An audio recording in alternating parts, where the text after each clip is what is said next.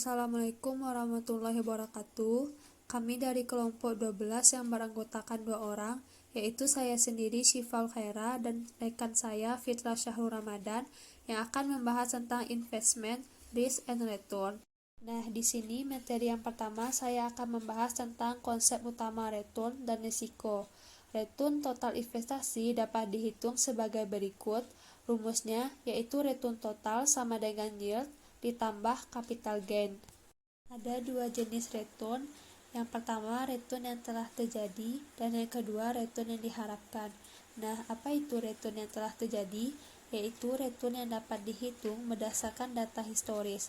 Return historis ini berguna sebagai dasar penentuan return ekspektasi.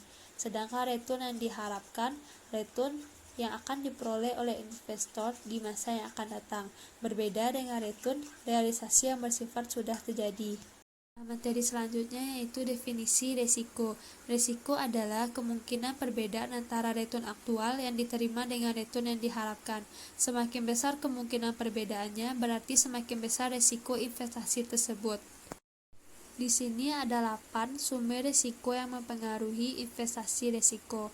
Yang pertama, risiko suku bunga, yang kedua risiko pasar, yang ketiga risiko inflasi, yang keempat risiko finansial, yang kelima risiko likuiditas, yang keenam risiko nilai tukar mata uang, yang ketujuh risiko bisnis, yang kedelapan risiko negara. Objektif dari investasi yaitu memaksimalkan pengembalian untuk sebuah level risiko tertentu. Maksudnya di sini jika kita berinvestasi semakin tinggi, return atau pengembalian yang kita inginkan, maka akan semakin tinggi risiko kegagalan yang akan terjadi. Namun jika ingin risiko investasi kita rendah, pengembalian yang akan didapatkan kemungkinan juga akan kecil. Bagaimana cara menghitung return yang diharapkan? Di sini kita dapat melihat rumusnya, di mana E dalam kurung R sama dengan return yang diharapkan dari suatu sekuritas, RI yaitu return ke I yang mungkin terjadi, PRI probabilitas kejadian return ke I, sedangkan R banyaknya return yang mungkin terjadi. Baiklah, saya Fitra Syahrul Ramadan akan menjelaskan materi selanjutnya yang telah dijelaskan oleh Syifa tadi. Materi selanjutnya yang akan kita bahas adalah estimasi risiko. Apa sih itu estimasi risiko? Estimasi risiko adalah besaran risiko investasi diukur dari besaran standar deviasi dari return yang diharapkan. Deviasi standar merupakan akar kuadrat dari varians yang menunjukkan seberapa besar penyebaran variabel random di antara rata-ratanya. Semakin besar penyebarannya, semakin besar varians atau subdeviasi standar tersebut. Rumusnya kita bisa lihat di PPT itu sendiri. Rumus varians dan deviasi standar. Varians return sama dengan sigma R return ke I yang mungkin terjadi dikurang ER, yang mana ER itu return yang diharapkan dari suatu sekuritas pangkat 2 dikali dengan PRI, yang mana PRI itu adalah probabilitas kejadian return ke I. Contoh dari estimasi risiko itu sendiri kita bisa lihat di PPT, yang mana hasil akhir dari sebuah data yang telah kami dapatkan ini adalah deviasi standar sama dengan yang mana telah dimasukkan ke rumus yang akan menghasilkan 4,49%. Dalam pengukuran risiko sekuritas kita juga perlu menghitung risiko relatif tersebut. Risiko relatif ini menunjukkan risiko per unit return yang diharapkan. Risiko relatif yang bisa dipakai adalah koefisien variasi. Nah, jadi risiko relatif yang kita bisa pakai telah kita mengukur risiko yang secara relatif itu koefisien variasi. Nah, koefisien variasi itu sendiri bisa kita pahami dengan cara standar deviasi return dibagi dengan return yang diharapkan. Dan standar deviasi return kan kita udah dapat tadi 0,0449 dibagi dengan return yang diharapkan 0,08 yang hasilnya 0,56125. Selanjutnya kita akan melakukan analisis risiko portofolio. Bisa dilihat pada contoh yang telah dilampirkan di PPT. Misalnya risiko setiap sekuritas sebesar 0,20.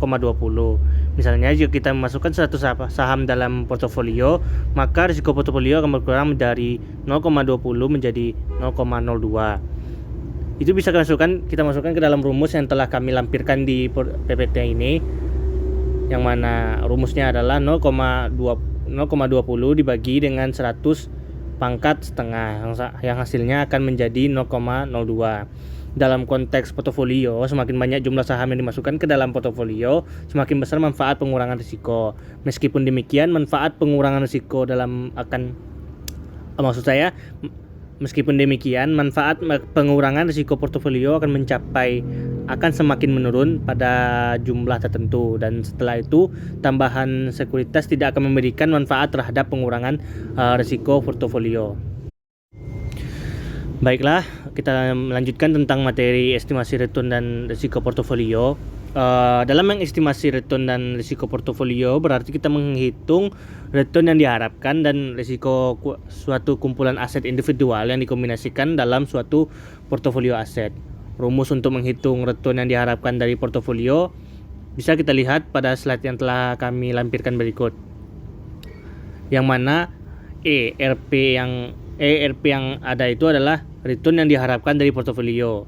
WI adalah bobot portofolio sekuritas ke I. ERI adalah return yang diharapkan dari sekuritas ke I, dan N adalah jumlah sekuritas-sekuritas yang ada di dalam portofolio. Sebuah portofolio terdiri dari 3 jenis saham, ABC, DEF, dan GHI, menawarkan return yang diharapkan masing-masing 15, 20, dan 25%.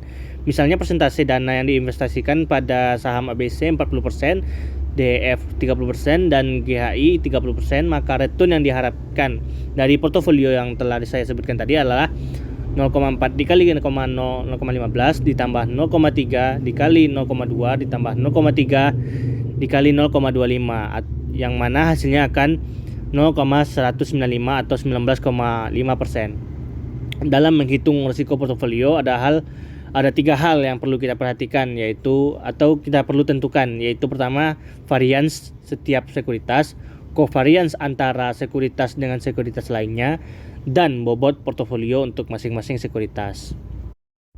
Baiklah, materi terakhir yang akan saya sampaikan pada hari ini adalah model indeks tunggal atau single investment. Model indeks tunggal atau single investment ini adalah model perhitungan covariance yang kompleks dari Markowitz yang selanjutnya dikembangkan oleh William Sharpe dengan menciptakan model indeks tunggal. Model ini mengaitkan perhitungan return setiap aset pada return indeks pasar.